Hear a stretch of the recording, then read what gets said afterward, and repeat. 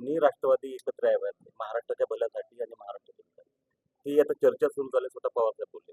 उपमुख्यमंत्री आदरणीय अजितदादांच्या नेतृत्वात दोन्ही राष्ट्रवादी एकत्र येत असतील तर कार्यकर्ता म्हणून मी त्या गोष्टीचं स्वागत करतो आणि सर्वांनी अजितदादाचं नेतृत्व मान्य करून मला असं वाटते पुढची वाटचाल करायला हरकत नाही. ही अट आहे की अपेक्षा अशी एक कार्यकर्त्याची भावना आहे.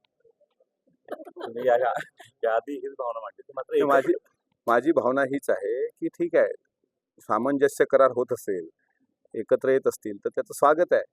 पण अजितदादांसारखं एक खमकं नेतृत्व जे शिवशाहू फुले आंबेडकर विचारावर आज त्यांचा सगळा महाराष्ट्राचा गाडा दादा हाकतायत, त्यांच्या नेतृत्वात जर कोणी यायला तयार असेल तर त्याचं स्वागत करतो मी.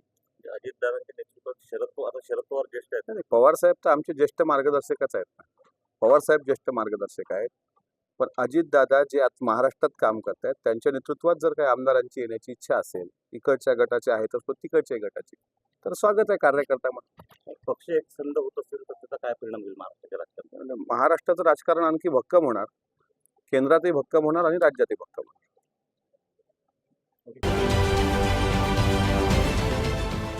देश विदेशातील प्रत्येक घडामोडींचे लाईव्ह अपडेट मिळवण्यासाठी आता साम टीव्हीच्या सर्व सोशल मीडिया प्लॅटफॉर्मला लाईक, फॉलो आणि सबस्क्राईब करा.